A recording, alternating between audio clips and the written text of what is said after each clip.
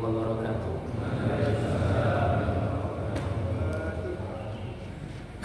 Innal hamdalillah nahmaduhu wa nasta'inuhu wa nastaghfiruh wa na'udzu billahi min shururi anfusina wa min sayyiati a'malina. Man yahdihillahu fala mudilla lahu wa man yudlilhu fala hadiya lahu. Asyhadu an la ilaha illallah wahdahu la syarika lahu wa asyhadu anna Muhammadan abduhu wa rasuluhu ala rasulillah la nabiyya ba'da. Allahumma shalli ala Muhammad wa ala alihi wa ashabihi wa man tabi'ahum bi ihsan ila yaumiddin. Qala Allah ta'ala fi kitabihil karim, a'udzu billahi minasyaitonir rajim. Ya ayyuhalladzina amanu taqullaha haqqa tuqatih wa la tamutunna illa wa antum muslimun. Qala Nabi sallallahu alaihi wasallam, ittaqillaha haitsu ma kunta wa atbi'is sayyi'atal hasanata tamhuha wa khaliqin nas bi khuluqin hasanin. Alhamdulillah, segala puji bagi Allah Azza wa Jalla, Zat yang Maha Kuasa dengan segala keagungan dan kesuciannya, yang telah menghidupkan kita dari kematian yang sementara, yang telah memberikan rizki kepada kita, yang menggerakkan awan, yang menurunkan hujan, dan mencukupkan segala rizki bagi makhluknya yang ada di muka bumi ini, dari yang melata sampai yang ada di lubang-lubang sana. Itu semuanya berada dalam genggaman dan kekuasaan Allah Azza wa Jalla. Mudah-mudahan kita sebagai seorang hamba semakin yakin, semakin sadar akan kebesaran dan keagungan Allah ini, sehingga dengannya semakin taat dan tunduk kita kepada Allah Subhanahu wa ta'ala. Salawat dan salam kita haturkan kepada baginda Nabi besar Muhammad sallallahu alaihi wasallam sebagai qudwah hasanah kita, sebagai suri tauladan kita, yang mana kelak kita sebagai seorang hamba Allah Ta'ala berharap atas izin dari Allah Subhanahu wa Ta'ala untuk mendapatkan syafaat dari baginda Nabi sallallahu alaihi wasallam. Mudah-mudahan semua yang hadir pada pagi hari ini adalah orang-orang yang diakui sebagai umat dari Nabi sallallahu alaihi wasallam, dengan syarat mereka itu adalah orang-orang yang ittiba, mengikuti daripada sunnah baginda Nabi sallallahu alaihi wasallam. Jamaah yang dimuliakan oleh Allah Subhanahu wa taala, Al-Fakir di sini sampai nanti jam berapa ya kira-kira? Sampai subuh ya. Yang kami hormati pembina dari Masjid Baitur Rahman, masjid yang Masya Allah jamaahnya ramai. Ini merupakan salah satu indikator DKM-nya benar-benar Insya Allah DKM yang totalitas dalam memakmurkan masjidnya Insya Allah. Di sini pembina masjidnya, pembina Masjid Baitur Rahman, Brigjen TNI Purnawirawan Totok Budi Susanto, dan Laksamana Pratama Purnawirawan Totok Dwi Saputro, dan segenap pengurus masjid lain yang tidak bisa kami sebutkan. Tapi yang jelas insya Allah kami doakan mudah-mudahan yang memakmurkan siapapun, baik DKM jamaahnya yang memakmurkan masjid ini, insya Allah Allah makmurkan hidupnya di dunia dan kelak di surga Allah Subhanahu wa ta'ala. Pagi ini saya sebelum memulai dari materi ini ya, dari sini bermula di Al-Aqsa kita berjumpa, saya teringat dari hadis Nabi sallallahu alaihi wasallam, man asbaha minkum mu'afan fi jasadihi aminan fi sirbihi indahu qutu yaumi faka'annama izat lahu dunya. Jadi barang siapa, kata baginda Nabi sallallahu alaihi wasallam, yang masuk pagi hari mu'afan fi jasadihi, sehat badannya, semua sehat ya insyaallah, Alhamdulillah. Ada yang sakit, Pak? Sedikit-sedikit ya, sedikit-sedikit asam urat mungkin ya, kolesterol, insyaallah. Mudah-mudahan kita doakan yang sakit Allah berikan kesembuhan, amin insyaallah. Yang belum haji, belum umroh, mudah-mudahan bisa Allah izinkan haji dan umroh, amin insyaallah. Yang sedang dalam kesulitan Allah berikan kemudahan atas kesulitannya insyaallah. Kenapa ini penting? Doa ya. Didoakan oleh orang-orang beriman. Jadi kalau kita ingin melihat seseorang itu jujur akan keimanannya adalah mereka yang datang di sholat subuh berjamaah. Jadi Bapak mendapatkan doa dari orang-orang beriman ini doa yang sangat mahal. Ya. Doanya insya Allah diijabah oleh Allah Subhanahu wa Ta'ala. Siapa yang sehat kata baginda Nabi SAW, man mu'afan fi jasadi, sehat badannya, terjauh dari penyakit-penyakit yang berbahaya, penyakit-penyakit yang dapat mengganggu aktivitasnya sebagai seorang hamba. Yang kedua kata Nabi, aminan fi sirbihi. Yang kedua, keluarganya itu dalam kondisi aman. Keluarganya, kampungnya, negaranya itu dalam kondisi aman. Pertanyaan kami, negara kita aman atau tidak, Bapak? Aman. Ini rata-rata purnawirawan semua, TNI ya, aman ya, mantan-mantan penjaga NKRI. Itu masya Allah pahalanya luar biasa. Karena sudah menjaga keamanan, nikmat aman ya, suatu negeri itu luar biasa. Nanti kita akan bahas di sini Bapak-bapak yang dirahmati oleh Allah Subhanahu wa Ta'ala. Ya, aminan fi sirbi, anaknya tidak ada masalah, istrinya tidak membuat kekacauan. Oh, kenapa ada yang senyum-senyum, Pak? Istrinya membuat kekacauan. Ibu-ibu bikin kekacauan nggak di rumahnya? Enggak, Bu ya. Jadi istri yang solihah ya. Indahu qutu yaumi, dan pada hari itu dia dapat makanan kata Nabi. Ada makanan hari itu untuk dia makan. Maka tiga hal ini, jamaah yang dimuliakan oleh Allah Subhanahu wa Ta'ala, itu sudah cukup baginya disebut orang yang paling kaya di dunia, orang yang paling bahagia di dunia. Karena ini adalah hal tiga fundamental yang harus ada pada diri seseorang. Apabila orang itu menjalani kehidupan, maka dia akan bahagia, sehat, aman, tidak punya masalah. Yang ketiga, punya makanan. Maka faka'an nama hizat lahu dunia. Bapak punya uang, kita punya uang, tapi tak bisa menikmati makanan. Makanya cuma tahu tempe, mau beli kikil, kolesterol. Sanggup dia beli kikil ya, sanggup beli jeruan, tapi kolesterol nggak bisa.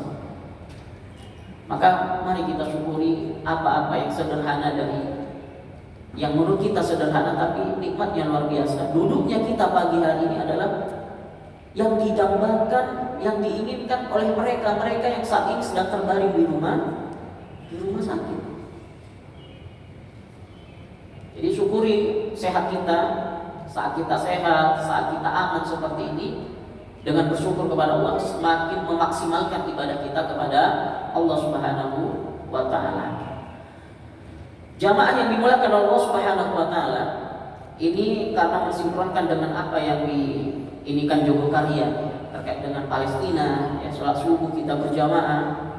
Maka tema kita pagi hari ini adalah dari sini bermula, di Al-Aqsa kita berjumpa. Jadi sebelum saya masuk kepada materi, ilmu itu adalah yang dapat membawa kita. Dengan ilmu itu kita ini melakukan sesuatu. Maka ulama-ulama membahas, Imam Syafi'i, fa'alaikum bil ilmi. Segala sesuatu apa yang akan kita capai itu harus dengan ilmu. Maka orang yang saat ini, bapak-bapak sekalian, ibu-ibu sekalian, kenapa kok sholat subuh berjamaah? Karena sudah mendapatkan ilmunya, mendapatkan pemahamannya. Kenapa mereka yang saat ini berada di rumah atau orang yang melalaikan hal itu? Karena mereka tidak memahami ilmunya. Jadi ilmu itu adalah sesuatu yang menjadi landasan bagi seseorang untuk berpikir dan bertindak. yang ada pada diri seseorang itu. Untuk memproses itu semua dibutuhkan infrastruktur yang tepat. Infrastruktur untuk berpikir tadi itu dialah yang menentukan mana yang akan dia pilih untuk dia jadikan sebagai bahan infrastruktur untuk memproses ilmu itu sendiri. Jadi maksud al-fakir itu orang yang contoh misalnya belajar ilmu sekularisme, dia memasukkan ilmu sekularisme maka atau komunisme, maka cara berpikirnya, outputnya, tindakan, ucapannya itu pasti akan mengarah kepada hal-hal tersebut. Maka penting dasar-dasar ilmu itu harus kita pahami dan kita mengerti. Maka di dalam Islam belajar itu, bapak-bapak yang dirahmati Allah Subhanahu wa taala dan ibu-ibu sekalian, itu semua ada tahapan-tahapannya untuk membangun infrastruktur dasar berpikir yang tepat. Maka sangat berbahaya kalau orang belajar itu tidak runut, tidak teratur, langsung dari pindah sini, pindah ke sana, pindah ke sini, itu sangat berbahaya. Ini sering kami sampaikan, contoh misalnya dia dari saking semangatnya belajar Al-Quran. Harusnya belajar Al-Quran itu ada 4 tahapan. Pertama dia tilawah dulu, tahsin dulu, tilawah, habis itu tahfidz, baru tafsirnya. Yang kelima tatbik, menyampaikannya. Dia tahsinnya saja, cara bacanya saja masih belum benar. Belum benar. Dan dia juga tidak mampu memahami dengan baik. Dia belum hafal juga, tapi juga tidak memiliki pemahaman yang benar. Dan dia langsung mempraktekkan apa yang dia tidak pahami dari Al-Quran. Itu sangat berbahaya. Contoh misalnya, kita jumpai di dalam Al-Quran surat At-Taubah akhir juz 11 itu Allah Ta'ala berfirman, Ya ayyuhalladzina amanu qatilul ladzina yalunakum minal kuffari wal yajidu fikum ghilzah. Dalam ayat ini Allah Subhanahu wa taala memerintahkan, wahai orang-orang yang beriman, bunuhlah, perangilah orang-orang kafir di mana saja kalian bertemu. Bayangkan dia tidak memahami runtutan belajar yang benar, langsung ketemu ayat ini. Makanya kenapa kita jumpai radikalisme, ekstremisme, karena tidak runut dalam belajar. Karena semakin ilmu itu runut dan benar dan ada gurunya ketika belajar, maka akan muncul sikap bijak atau sikap hikmah dari seorang thalabul ilm. Itu pentingnya kenapa kita harus runut Dan pagi hari ini insya Allah kita akan berusaha belajar yang dasar dulu terkait dengan Al-Aqsa. Kenapa kita kalau di media sosial itu sangat ramai perdebatan, bahkan di Indonesia itu ada istilahnya Yahudi pesek.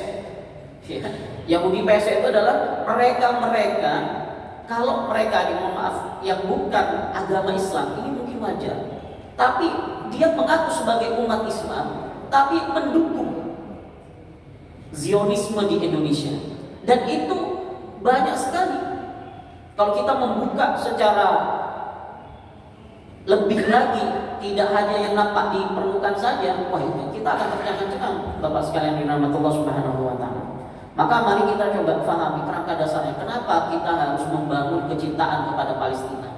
Kenapa kita harus membangun rasa persaudaraan yang kokoh dengan orang-orang Syam? Yang pertama, landasannya adalah firman Allah Ta'ala di dalam Al-Quran surat Al-Isra. Ayat pertama, Allah Ta'ala berfirman,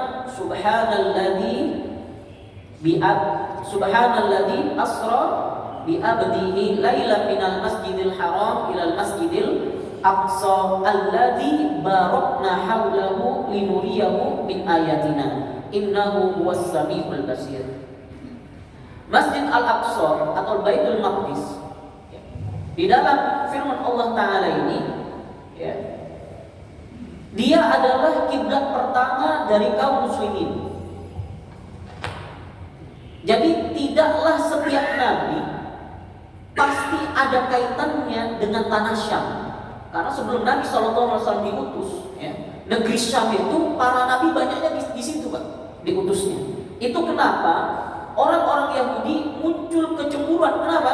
Karena nabi terakhir itu bukan dari keturunan mereka, tapi keturunannya dari Nabi Ismail alaihissalam. Jadi Maha Suci Allah yang telah memperjalankan hambanya pada suatu malam dari Masjidil Haram ke Masjidil Aqsa yang telah kami berkahi sekelilingnya, agar kami perlihatkan kepadanya sebagian dari tanda-tanda kebesaran kami. Sesungguhnya Dia adalah Maha mendengar lagi Maha mengetahui. Dalam tafsir Al-Mukhtasar, sungguh Allah Subhanahu wa Ta'ala yang Maha Suci lagi agung, lantaran kekuasaannya yang tidak bisa ditandingi oleh selainnya, Dialah yang memperjalankan hambanya, yakni Nabi SAW, dengan jasad dan ruh, ya, dengan jasad dan ruhnya. Bukan hanya ruhnya saja, tapi jasad dan ruhnya. Serta dalam kondisi sadar, ya, jadi bukan bermimpi, ya. Nabi SAW ketika Mi'raj itu tidak dalam kondisi bermimpi. Pada sebagian malam dari Masjidil Haram menuju Masjidil Aqsa, ya, atau Baitul Maqdis, yang kami berkahi. Ini Pak, saya besarkan sendiri. Di sini letaknya salah satu akan menjadi pembahasan kita pagi hari ini.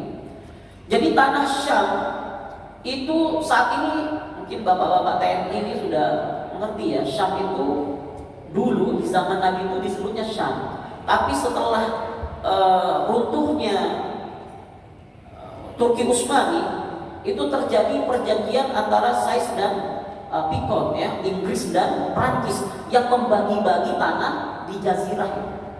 Ya, ada jazirah, ada Irak, itu terus ada Syam. Syam itu terdiri dari, ada yang ngerti mungkin, ada yang tahu Pak? Berapa negara itu? Lebanon, Lebanon, Urdun, ya, Yordania, habis itu apa? Suriah dan Palestina. Itu dulu adalah satu wilayah, Pak. Habis itu diberikan oleh Prancis dan Inggris kepada kabilah atau keluarga yang loyal, termasuk Raja Yordania sekarang ini. Itu keturunannya itu dulu kakeknya itu adalah yang loyal kepada Inggris, ya. Jadi itu alasannya kenapa sampai saat ini seperti Yordania, ya, dan yang lainnya itu kok tidak ikut andil dalam memerangi Israel. Apa sebabnya? Itu sebabnya adalah karena mereka diberikan sesuatu, Pak, oleh majikannya Inggris yang memperkasai Zionisme tadi. Ini di tanah Syam itu, ya. Kami berkahi dan anugerahi tanah-tanah sekelilingnya dengan banyak buah-buahan dan pertanian, serta sebagai tempat diutus dan menetapnya para nabi alaihissalam, agar ia, yakni baginda Nabi SAW, menyaksikan sebagai tanda-tanda kebesaran kami yang menunjukkan kekuasaan Allah Subhanahu wa Ta'ala. Karena sesungguhnya Dia yang Maha mendengar, tidak ada yang tersembunyi darinya segala sesuatu yang terdengar, lagi Maha melihat, tidak ada yang tersembunyi darinya segala sesuatu yang terlihat. Dalam tafsir Zubair bin Qasim, tafsir min Fathul Qadir, ya, alladzi barakna haulahu, itu bil makna yang telah kami berkahi sekelilingnya dengan buah-buahan, sungai-sungai, dan tempat tinggal para nabi dan orang-orang soleh, serta di sana terdapat keberkahan dunia dan akhirat. Jadi kalau kita bicara daerah Timur Tengah, tanah yang paling banyak tumbuhan subur itu adalah tanah Syam. Bahkan zaitun terbaik itu adalah dari la syarqiyah wala gharbiyah dalam surat An-Nur. Itu di mana itu? La syarqiyah wala gharbiyah. Ya, tanah Syam itu, Pak. Iya, Palestina itu termasuk, ya. Jadi zaitun terbaik itu, ya, itu tumbuhnya di tanah Syam itu. Jadi la syarqiyah wala gharbiyah, tidak barat juga tidak timur, maka disebut dengan timur tengah, ya. Kalau kita bukan timur tengah, itu karena pengucapan orang-orang barat gitu. Karena orang barat posisinya berada di baratnya. Kalau kita berarti apa? Barat tengah, ya. Barat Tengah kan? Ya. Kita ada bicara Timur Tengah sekarang, bahasanya Syam kita membahasnya, menyebutkannya seperti itu. Dengan buah-buahan, sungai paling banyak salah satunya juga di Syam, Pak. Jadi kalau kita bicara negeri Iran dan segala macamnya sana itu masih kalah subur dengan tanah Syam. Dan struktur dari orang-orangnya itu pun juga berbeda.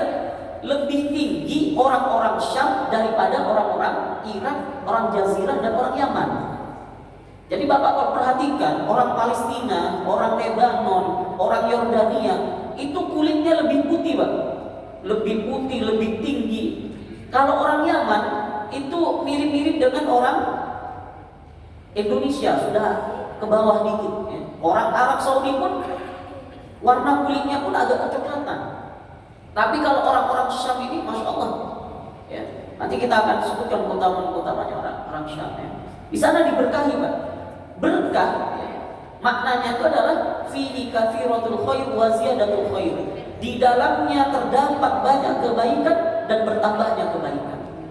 Syam itu adalah tanah kebaikan, banyak kebaikan-kebaikan yang ditempatkan di sana. Kenapa? Karena Allah sendiri alladzi barakna haulahu, Allah yang memberkahi tanah Syam. Terdapat keberkahan di dunia dan di akhirat. Makanya salah satu keberkahan dari Gaza, dari Palestina, yang meninggal syahid 300, yang lahir berapa? 2 kali lipatnya kan? Bertambah lagi mujahidnya. Gugur satu, lahir lagi. Makanya orang-orang Zionis itu berpikir bagaimana caranya mengurangi dari sisi kuantitas penduduk Palestina ini. Jadi kadang satu keluarga itu punya anak 5, 6, atau 7. Kami sebelum Covid itu kan sering kedatangan syekh-syekh dari Palestina. Masjid sini juga sering gitu. Pernah ya? Bukan sering, pernah ya? Alhamdulillah. Sering dibawa keliling di Jawa Timur untuk penggalangan dana Palestina. Itu beliau itu anak ke-6 dari 8 bersaudara, dan semuanya hafal Quran, asli dari Gaza. Itu berkahnya luar biasa, Pak. Punya anak di sini, pun maaf, yang anaknya paling banyak siapa? Nanti mungkin dapat hadiah dari takmir. Berapa yang paling banyak anaknya? Berapa, Bu? 3 atau 4 ya? Ya alhamdulillah lumayan lah ya. Seperti Galusin. Ya itu tanda keberkahan sebuah keluarga itu ya. Dan selanjutnya ini dalil-dalilnya di dalam Al-Quran surat Al-Anbiya ya. Wa aradu bihi kaidan faja'alnahumul ahsarin wa najjaynahu wa lutan ilal ardi allati barakna fiha lil alamin. Mereka hendak berbuat makar terhadap Ibrahim, maka kami menjadikan mereka itu orang-orang yang paling merugi, dan kami selamatkan Ibrahim dan Lut ke sebuah negeri yang kami telah memberkahinya untuk sekalian manusia. Ini peristiwa ketika Nabi Ibrahim ya dan Lut itu sedang dizalimi siapa? Namrud. Namrud posisinya di mana itu? Babylon ya, Babilonia di Irak ya, di Irak.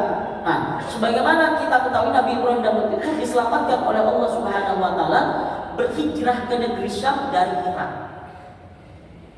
Ya, berhijrah. Jadi tanah Syam itu selalu memberikan keselamatan. Maka tidak ada satupun nabi ya yang tidak ada kaitannya dengan negeri Syam. Pasti ada kaitannya dengan negeri Syam.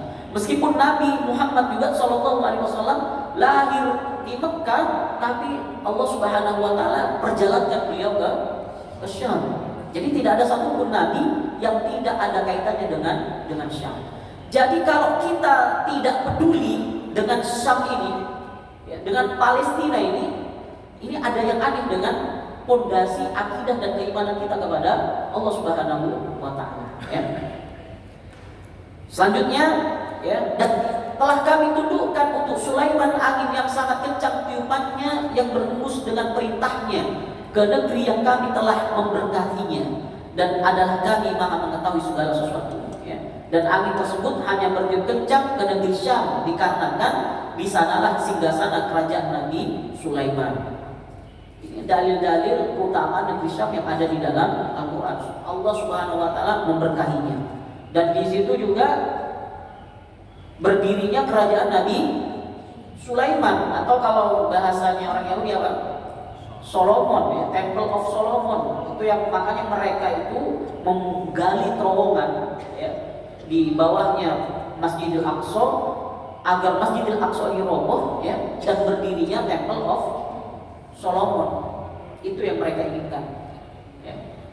Nanti itu ada kaitannya juga dengan Tufanul Aqsa yang dilakukan oleh Harakah Al-Muqawamah Al-Islamiyah Hamas itu sendiri. Kenapa kok ada operasi amaliyah tanggal 7 Oktober 2023 itu?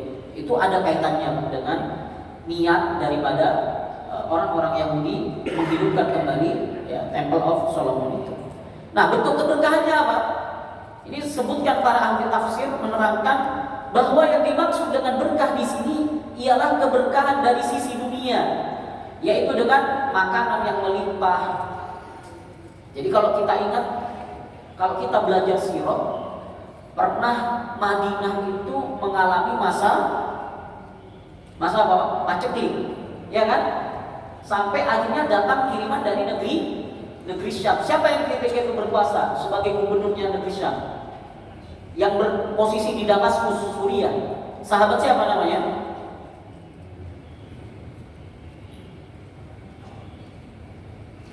Itu ketika zamannya Khalifah Umar bin Khattab.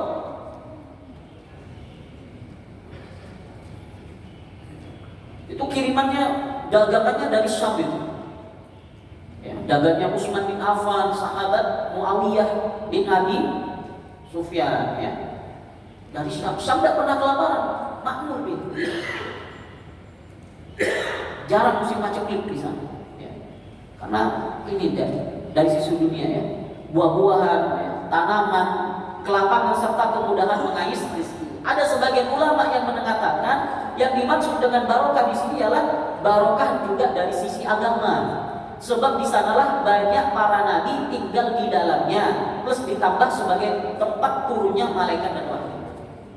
Jadi salah satu tanda keberkahan sebuah tempat, ya, kalau kita kiaskan dalam konteks saat ini, semakin banyak orang alim di daerah tersebut, maka insya Allah kampung tersebut, daerah tersebut itu adalah kampung yang diberkahi. Kira-kira perumahan PKI ini banyak orang alimnya, Pak? Insya Allah, ya, insya Allah. Saya lihat dari jamaahnya ini habis kali ini adalah orang-orang yang alim dan beriman, insya Allah, ya. Sedang Imam An-Nawawi sendiri berpendapat Allah Ta'ala menjadikan penuh keberkahan karena di sanalah Allah mengajak bicara nabinya, Nabi Musa alaihissalam, serta sebagai tempat diutusnya para nabi. Ya, jadi kalau kita ingat peristiwa ngobrolnya, berbicaranya, ya, Allah Subhanahu wa taala dengan Nabi Musa itu tepatnya di Syam tadi, ya, dari pendapat Imam An-Nawawi. Dan yang benar bahwa hal itu mencakup dua perkara yang disebutkan di atas tadi, ya, di mana Nabi Muhammad SAW secara khusus berdoa kepada Allah Subhanahu wa taala untuk menjadikan keberkahan bagi Syam. Allahumma barik lana fi Syamina. Ya Allah, berkahilah kami pada negeri Syam kami. Jadi berkah dunianya, berkah akhiratnya. Itu, Pak. Jadi kita sebagai seorang umat Nabi SAW jangan meninggalkan dunia keseluruhan, ya. Karena kalau kita tinggalkan dunia secara keseluruhan akan diisi oleh mereka orang munafik, akan dimakmurkan oleh mereka yang kufur kepada Allah Subhanahu wa taala. Dunia itu, Pak. Maka anak-anak kita ajarkan sains. Udahlah deh, enggak usah mondok, kamu mau jadi apa? Yang benar itu pondokkan dulu. SMP-nya mondok, SMA-nya silahkan dia mau masuk ke sekolah-sekolah negeri, ke sains misalnya. Jadi anaknya dia hafal Quran, ya, faham hadis, tapi dia juga orang yang saintis, ya. Atau dia sekarang akmil itu sudah banyak yang melalui menerima jalur tahfidz, ya. Banyak kemarin beredar video-video Masya Allah, kita bayangkan Jenderal TNI itu beberapa tahun ke depan diisi oleh orang yang alim, hafal Quran. Imamnya sholat id diimami oleh jenderal, Masya Allah. Itu kalau sudah seperti itu, Mbak, saya teringat firman Allah Taala surat Al-A'raf, walau anna ahlul qura amanu wattaqaw la fatahna 'alaihim barakatin minas sama'i wal ardh.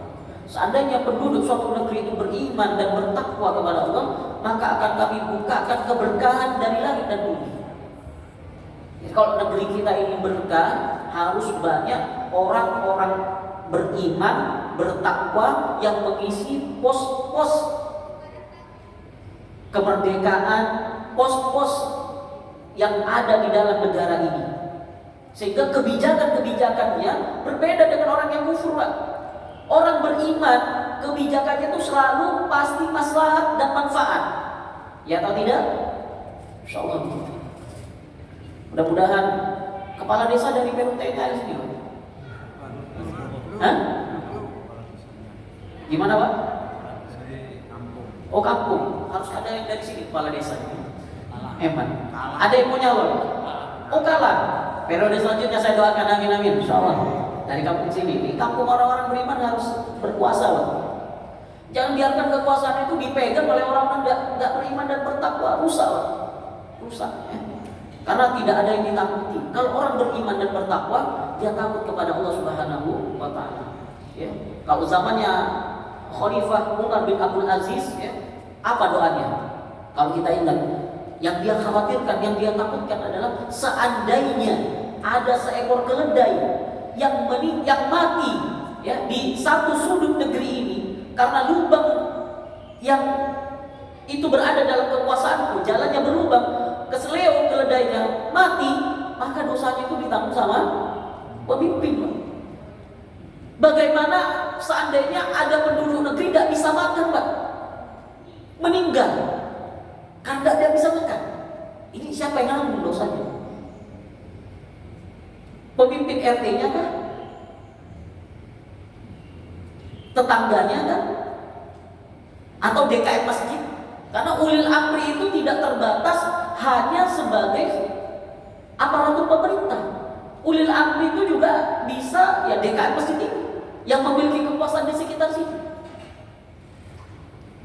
Jadi coba Pak disurvei masjid ini ada nggak ya tetangganya sekitar masjid ini 40 kesana yang mungkin tidak bisa makan mungkin ya mungkin dikasih sembako lah atau apa gitu. Setidaknya kita ada masalahnya. Tapi insyaallah masjid ini penuh manfaat insyaallah. Bumi Syam adalah tempat berkumpulnya manusia di hari kiamat. Ini Pak. Jadi ketika sudah hancur ya sudah ditiupkan sangkakala, maka tempat titik berkumpulnya itu di mana? Ya di bumi Syam ini. Kalau Bapak nanti lihat tafsir dari surat An-Naziat ya. Dari An-Naba juga sampai An-Naziat itu ya. Itu nanti dijelaskan itu tafsirnya. Dalam tafsir Ibnu Katsir ya. Saya tidak membahas itu karena terlalu panjang itu nanti ya. Waktunya tidak banyak ini ya. Mudah-mudahan cukup ya, mudah-mudahan cukup. Bumi Syam adalah tempat berkumpulnya manusia di hari kiamat. Huwal ladzi akhrajal ladzi kafaru min ahli kitab min diyarihim li awwalil hasyr. Ya, surah Al-Hasyr ini. Dialah yang mengeluarkan orang-orang kafir di antara ahli kitab dari kampung-kampung mereka pada saat pengusiran yang pertama. Para ulama seperti Imam Qurtubi, Ibnu Katsir ya, serta Ibnu Hajar Al-Asqalani berdalil dengan ayat ini bahwa Syam adalah negeri berhimpunnya manusia. Yang pertama terjadi adalah bagi orang Yahudi yang dikumpulkan di sana. Jadi yang dikumpulkan dahulu itu nanti orang-orang Yahudi, Pak. Lalu yang kedua bagi seluruh manusia. Itu kenapa di dalam Al-Qur'an Nabi Muhammad dan umatnya itu syuhada bil qist akan menjadi saksi pertengahan dari orang Yahudi dan orang Nasrani. Kita nanti akan menjadi saksi, Pak. Ya. Jadi dikumpulkan beserta umat-umatnya ini ya. Yahudi dikumpulkan dan seterusnya, kita mudah-mudahan dikumpulkan dengan tadi saya sampaikan, dikumpulkan dengan Nabi Shallallahu Alaihi Wasallam. Ya. Masuk ke dalam golongan umatnya Nabi Shallallahu Alaihi Wasallam. Sederhana, Pak. Jangan benci kepada apa yang dibawa Nabi. Itu saja, Pak. Salah satu. Faman raghiba an sunnati falaisa minni, kata baginda. Siapa yang benci kepada sunnahku maka bukan dari golonganku. Bapak kalau di kesatuan, bukan kesatuannya masuk berbaris, kira-kira diterima enggak? Hah? Diapain biasanya? Ya, tidak diterima. Ya. Selanjutnya, ya, ini hadisnya panjang, ya, hadis riwayat Ahmad. Maka dari sini mereka dikumpulkan, beliau mengulangi sebanyak 3 kali dalam keadaan naik kendaraan, berjalan kaki dan menggunakan wajah-wajahnya. Kemudian di akhiri hadis ini Ibnu Abi Bukair menjelaskan dan Nabi mengisyaratkan dengan tangannya ke arah Syam. Bukannya itu maksudnya akhirnya tangan Nabi mengisyaratkan tangannya ke arah Syam. Kemudian Nabi berkata, sampai ke sanalah mereka dikumpulkan. Ini kenapa? Ini menjadi dalil-dalil Quran dan Sunnah. Kenapa kita ya harus ada kaitannya? Kenapa kok kita harus perhatian terhadap negeri Syam, khususnya Palestina ini? Ya. Orang yang berpegang teguh dengan Al-Quran, ya, dan Sunnah, ya, nantinya berada di Syam. Sesungguhnya aku melihat penyangga Al-Quran dicabut dari bawah tempat duduknya. Lalu ketika aku lihat, maka aku mendapati ada cahaya memanjang sampai pada negeri Syam. Ketahuilah bahwa keimanan kembali kepada Syam jika terjadi fitnah. Fitnah ini maknanya apa, Pak? Ketika terjadi banyaknya kemurtadan, terjadi banyaknya kesyirikan, ketika agama Islam ini sudah tidak dipedulikan, Pak, sudah mulai diragukan, dan fenomena-fenomena ini sudah mulai terjadi di negeri kita. Sederhana saja, Pak, jangan campur agama dengan politik. Itu, Pak, sederhananya. Mana mungkin Islam ini syumuliyatul Islam, Islam syamil mutakamil. Dia mengurus dari kita bangun tidur sampai tidur lagi, Pak. Tata cara masuk kamar mandi diatur. Apa iya ngurus sesuatu yang besar tidak diatur? Sesuatu yang maslahatnya sangat terlihat masa tidak diatur? Jadi kalau ada ucapan Islam tidak usah ngurusin negara. Ini salah satu fenomena tahapan awal yang dimaksud dengan fitnah itu sendiri. Sudah mulai ada dikotomi, pembagian antara Islam dengan urusan bernegara. Jadi kalau terjadinya banyak fitnah, keimanan itu banyak di Syam. Makanya kenapa kita lihat anaknya sudah meninggal, Ismail Haniyah, seluruhnya, Pak, seluruhnya apa yang telah beliau perjuangkan untuk kemerdekaan rakyatnya Gaza sudah beliau keluarkan semuanya.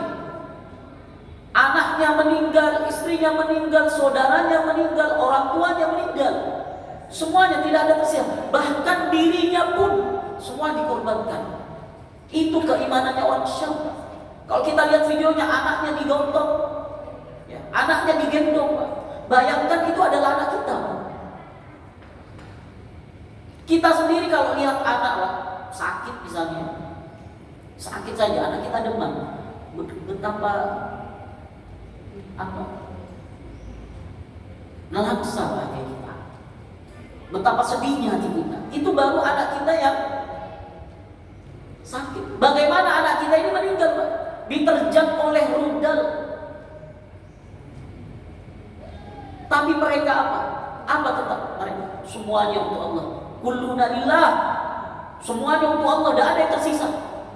Bayangkan orang-orang seperti mereka ketika keimanannya sudah diuji seberat itu oleh Allah Subhanahu wa taala, terus ada di Indonesia ini, ya.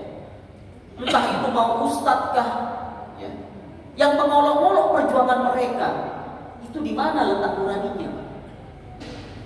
Itu di mana letak akalnya? Kita ada habis pikir dengan fitnah-fitnah. Fitnahnya bahkan bukan dari luar saja, dari internal umat Islam pun macam-macam untuk menggembosi perjuangan rakyat Palestina itu sendiri.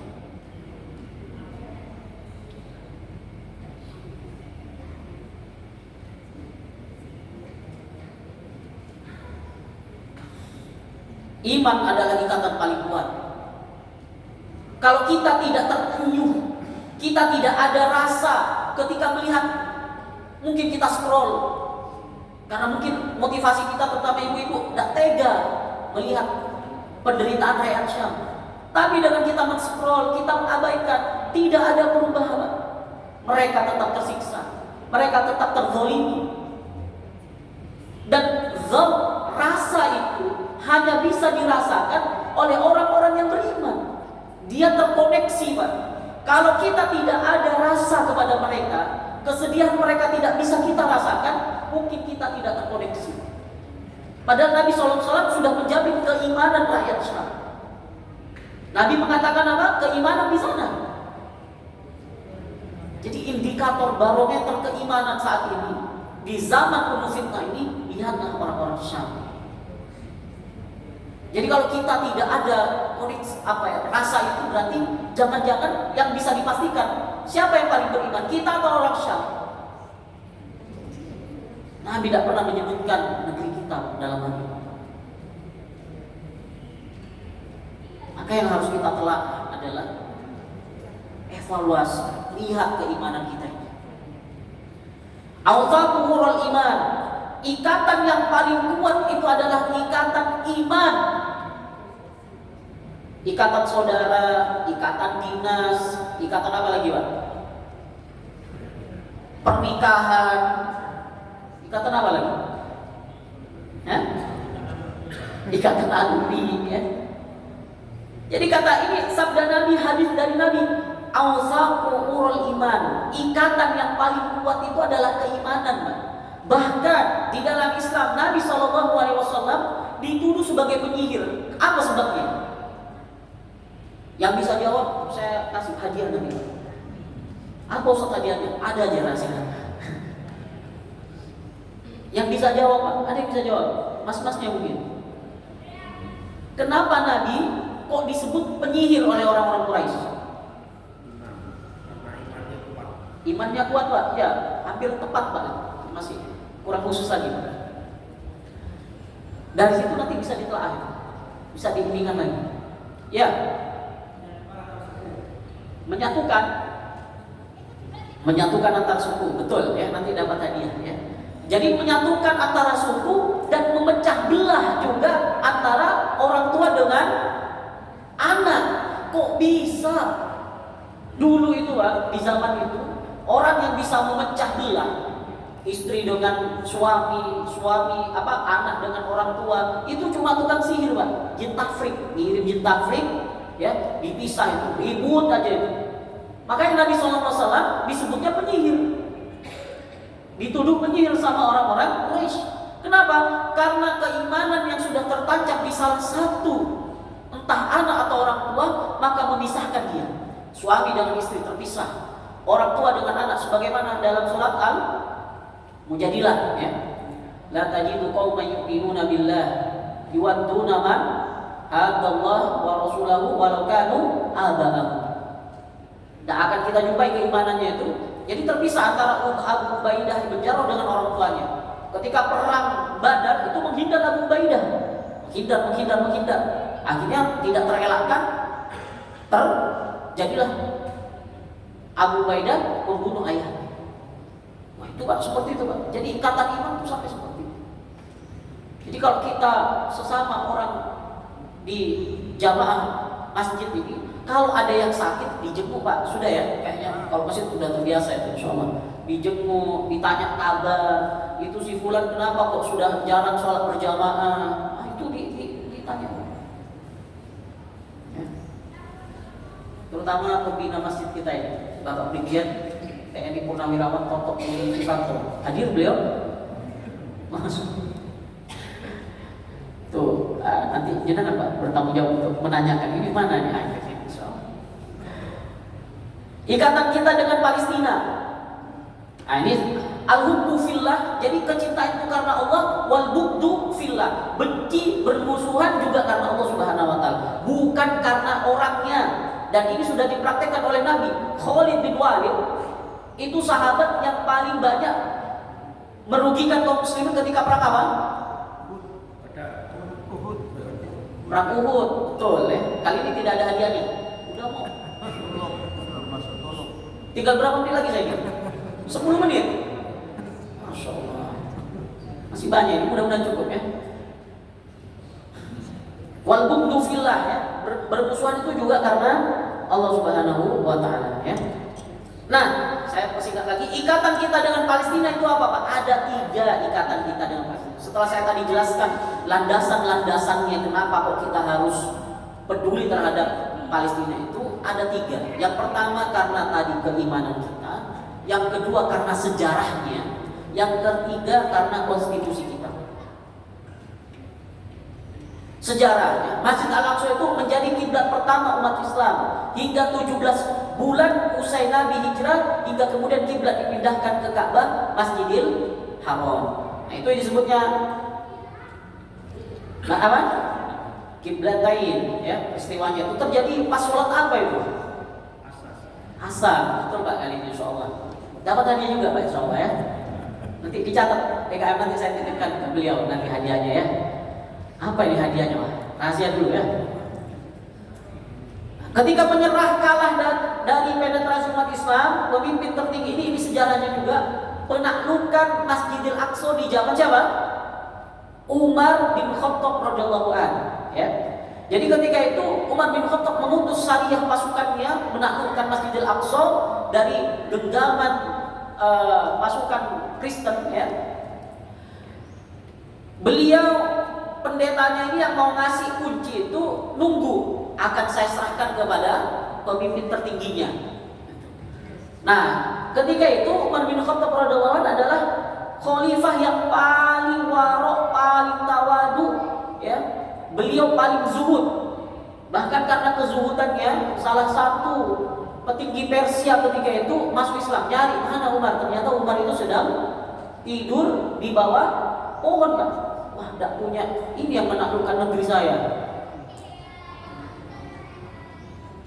Yang negeri saya megah luar biasa, ternyata penakluknya seperti ini.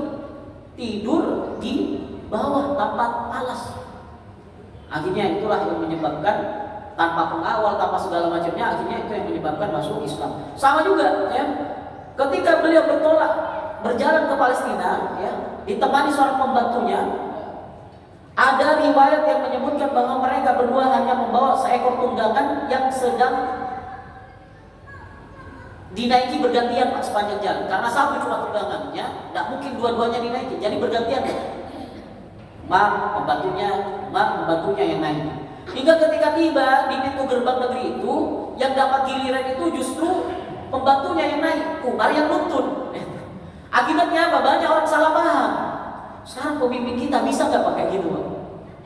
Pemimpin kita itu kalau tidak SOP, tidak diabring-abring gitu ya, nggak tersinggung, Pak. Nggak ditaruh di depan kalau pas acara. Nggak tahu saya. Iya, tak tahu nggak ada orang. Kata orang Sumeneb begitu. Ada orang Sumeneb sini? Hah? Saya dari Sumeneb saya. Insyaallah. Wah, itu bisa berdel, Pak. Ya. Tapi inilah pemimpin, Pak. Dia tidak melihat urusan-urusan remeh-temeh itu, dia lebih kepada on point-nya, kebijakan. Bahkan ada yang niru-niru miripin Umar. Ini masalah lagi. Ya. Lebih masalah lagi. Umar, Pak, anaknya ya, makan roti pakai zaitun di tengah-tengah masyarakatnya itu sedang paceklik. Umar marah, Pak. Ya. Umar marah. Itu pemimpin begitu. Ya. Semua ini menunjukkan betapa bersahajanya seorang pemimpin dunia yang telah berhasil menaklukkan 3 imperium besar, Romawi, Mesir, dan Persia. Itu kenapa ada ucapan yang luar biasa dari Umar. Ya, dunia itu jangan taruh di hati tapi di genggaman, digenggam, dia tidak terpengaruh. Orang yang punya Alphard, ya, bawa ke masjid, sholat subuh, itu zuhud, Pak. Zuhud itu bukan berarti tidak punya apa-apa. Udah Ustaz, saya zuhud aja. Enggak. Itu pembahasan yang lain lagi, panjang lagi nanti kita ini. Saya lanjut saja, tinggal berapa slide lagi. Saat beliau menerima penyerahan tanah Palestina, beliau mengatakan bahwa tanah itu adalah wakaf bagi seluruh umat Islam. Nah, makna wakaf ini itu maknanya majazi, Pak, bukan secara syar'i fikih. Karena kalau wakaf itu kan tidak boleh dimiliki, ya. Nah, tentunya ini ungkapan tanah Palestina wakaf itu bukan dalam sepenuhnya, karena sebagaimana kriteria wakaf itu dalam ilmu fikih, penduduk Muslim di sana ada yang menempati tanah mereka, ada, ya, warga Palestina yang punya tanah, punya sertifikatnya, ya, seperti itu, ya, boleh diwariskan. Kalau wakaf kan tidak bisa, Pak. Jadi itu secara majazi saja. Maknanya apa? Ya, yang dimaksud oleh Khalifah Umar adalah wakaf ini Palestina tidak boleh dijual atau diserahkan kepada orang selain Muslim. Tidak boleh, Pak. Dikuasai selain umat Islam, tidak boleh. Sekarang dikuasai siapa? Masjidil Aqsa secara simbolis. Israel. Ya. Ini yang dimaksud. Cita-cita kita itu adalah membebaskan Al-Aqsa dari cengkraman Yahudi Durjani. Itu cita-cita. Kalau tidak ada niatan itu, wah, bahaya itu. Meskipun belum tercapai di usia kita, tapi kita punya niatan itu. Ada sebuah hadis dari Nabi SAW. Man mata wa lam yaghzu wa lam yuhaddits nafsahu bih mata fudatin minan nifaq. Siapa yang tidak punya pernah niatan, ya, berjuang di jalan Allah, maka dia meninggal dalam cabang kemunafikan. Tidak punya niat, Pak. Tidak ada niatan dia untuk berjuang itu di jalan Allah, mati dalam cabang kemunafikan, kata Nabi SAW. Ya. Jadi tidak boleh itu dikuasai oleh orang kafir. Inilah kenapa penyebabnya habis itu Turki Utsmani runtuh. Salah satunya Sultan Abdul Hamid mempertahankan itu, Pak. Ini salah satunya, ya, kami kutip tahun 1896, ya, sampai 1909 Masehi, konflik antara Sultan Abdul Hamid II dengan Yahudi terjadi karena apa? Adanya respon Sultan Hamid yang menolak tawaran dari Yahudi. Ini kalau tidak salah namanya Theodore Herzl, ya, kalau tidak salah namanya, ya, yang mencetuskan konferensi Balfour, cikal bakal nanti Zionis di Inggris sana. Jadi setelah dia ditolak, diludahi karena itu penghinaan oleh Yahudi kepada Sultan Abdul Hamid, ya. Jadi ditawari duit, ya. Tapi syaratnya Palestina itu harus diberikan kepada orang Yahudi, oleh orang Yahudi di situ, gitu, ya. Diserahkan, ditolak. Setelah itu akhirnya dia balik ke Inggris karena Yahudi menguasai revolusi industri ketika itu, terutama dari sisi ekonomi dan segala macamnya. Lobby-lobby mereka sangat kuat sampai hari ini, ya. Sampai hari ini semua lobby-lobby dikuasai oleh Yahudi, Pak. Mereka membuat sebuah konferensi. Makanya jangan pernah, Pak, kita remehkan yang namanya konferensi, Pak. Dari situ saat ini anak-anak di Palestina itu dibantai, Pak. Bermula dari itu saja awalnya. Sehingga Inggris memiliki rencana bagaimana meruntuhkan Utsmani ini. Maka dicarilah, ya, loyalisnya yang ada di sekitaran kekuasaan Turki Utsmani ketika itu. Jazirah siapa itu nanti dibagi-bagi itu, Pak, yang sekarang saat ini terjadi itu. Makanya ada negara kerajaan ini, kerajaan itu dulunya keluarga doang, Pak. Keluarga yang dikasih kekuasaan oleh Inggris dan Prancis. Uni Emirat Arab misalnya itu kan miskin bertahun-tahun, habis itu ketemu minyak, baru kaya sekarang. Ya, ini nanti bisa dilihat sendiri, ya. Dikarenakan sikap keras Sultan dalam menolak dan mempertahankan tanah Palestina berawal dari keputusan yang diambil soal tersebut, Yahudi Zionis mulai melakukan propaganda demi menjatuhkan Sultan Abdul Hamid II. Ya. Apa itu propagandanya? Dilakukan dengan berbagai cara, mulai dari manipulasi berita terkait Sultan sampai usaha pembunuhan, ya. Meskipun dapat mengatasi beberapa masalah yang dihadapi, tetapi konspirasi yang dilakukan musuh-musuhnya terlalu kuat, ya. Ketika itu Utsmani sudah mulai menurun juga. Akhirnya Sultan Abdul Hamid harus turun dan tahtanya tanggal 27 April ini runtuhnya Utsmani, ya. Nah, ini yang menjadi landasan ketiga kita, Undang-Undang Dasar Negara Republik Indonesia tahun 45. Sesungguhnya kemerdekaan itu ialah hak segala bangsa, dan oleh sebab itu maka penjajahan di atas dunia harus dihapuskan karena tidak sesuai dengan peri kemanusiaan dan peri keadilan. Ini Pak landasannya kenapa kita mendukung Palestina. Itu amanah konstitusi, dan alhamdulillah sampai sekarang negara kita konsisten ya, di PBB ya, untuk selalu menyuarakan kemerdekaan Palestina. Dari sini bermula, Pak. Jauh di sana Palestina menderita. Apa yang bisa kita lakukan? Ternyata, Pak, apa yang dilakukan dan diperjuangkan oleh bangsa Palestina, kita, pendahulu-pendahulu kita sudah mengalaminya.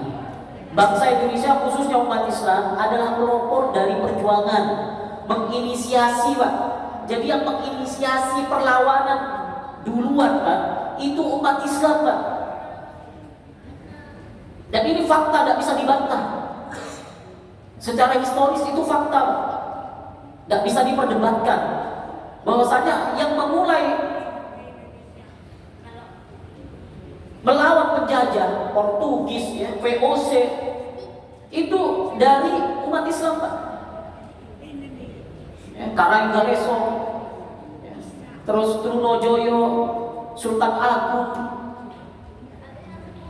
Semua pahlawan-pahlawan yang benci terhadap penjajahan. Kita pemilik saham terbesar terhadap kemerdekaan bangsa ini dengan modal darah dan keringat. Resolusi jihad Surabaya, umat Islam, Pak. Jumlahnya dari kalangan santri dan ulama beserta umat tidak terhitung, Pak, darah yang sudah kita tumpahkan menjadi modal untuk kemerdekaan bangsa kita. DNA kita sebagai bangsa itu adalah sangat anti terhadap penjajahan. Karena nilai-nilai apa? Kenapa kok kita anti terhadap penjajahan? Karena nilai-nilai keislaman yang sudah diajarkan, Pak. Kita itu menolak kezaliman. Lawan kata kezaliman itu adalah keadilan. Sedangkan Islam, maqasidus syariah, di antaranya adalah menegakkan keadilan. I'dilu huwa aqrabu littaqwa. Berlaku adillah karena itu lebih mendekat kepada takwa, ya. Jadi sangat menolak keras kita, Pak. Nah, faktor apa saja yang menyebabkan kita tidak peduli terhadap Palestina? Ini bentar lagi. Wasit jam berapa? Ntar tambah 9 menit ya. Yang pertama karena kesyirikan, Pak. Jadi kenapa kok kita tidak peduli Palestina? Coba Pak lihat orang-orang yang maaf, yang kejawen-kejawen ini, yang berbuat kesyirikan. Peduli nggak kepada Palestina? Apa jawabannya? Ngapain ngurusin bangsa lain? Negeri kita loh belum selesai. Itu Pak pasti, Pak. Karena tadi tidak nyambung, Pak. Keimanan dengan kesyirikan tidak nyambung. Tidak akan berkumpul antara keimanan dengan kesyirikan. Ya. Penduduk Syam, Palestina, Nabi sendiri sudah menyampaikan bagaimana kualitas keimanan mereka. Ya. Ada sebuah kaidah, burung itu berkumpul dengan yang sejenis, Pak. Kalau kita tidak sejenis, tidak mungkin burung emprit kumpul dengan elang, nggak mungkin, nggak nyaman emprit itu, Pak. Elang juga merasa, aduh, ini merendahkan saya ini, nggak kumpul itu, Pak, burung itu, Pak. Jadi kalau Bapak nyaman, enak di masjid, saya nyaman, saya berkumpul dengan jamaah masjid, berarti Bapak orang beriman. Berarti Bapak itu ruhnya sejenis. Ar-ruh junudun mujannadah, ya. Ruh itu seperti pasukan yang dihimpun, seperti supporter bola lah kalau bahasanya anak muda sekarang. Gak mungkin satu tempat duduk supporter Bahrain dengan Indonesia. Pasti gak mungkin. Jadi kalau orang itu tidak suka Palestina, ya berarti kemungkinan dia keimanannya dipertanyakan. Ada di sini yang gabung komunitas sepeda ontel, Pak. Ya kan bapak-bapak pensiunan. Komunitas ontelan? Ada, ya kan? Ada komunitas Harley? Enggak ada. Ada yang komunitas pecinta burung perkutut? Hah? Ada. Apa yang menyatukan mereka ini? Hobi, penciptaan yang sama. Oh nyambung, kalau ngobrol nyambung, sama, kecenderungannya sama Pak. Tapi kalau orang nggak suka masjid, ya, nggak beriman kepada Allah, berkumpul nggak nyaman. Wah, saya lebih enak nongkrong di warkop, saya lebih enak nongkrong di ini, tapi warkop versi syariahnya. Benar itu, benar.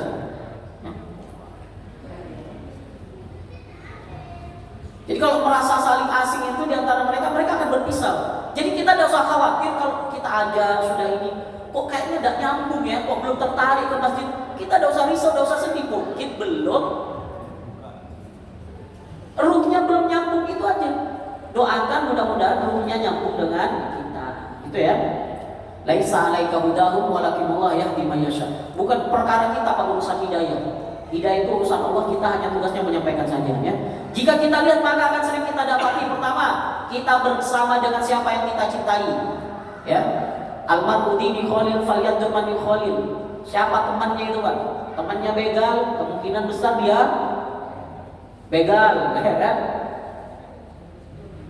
Ustaz, saya kan berteman tidak pilih-pilih Ustaz. Oh, hati-hati juga. Al-Quran itu menyebutkan, Pak, penyesalan seseorang telah menjadikan salah mencari teman setia.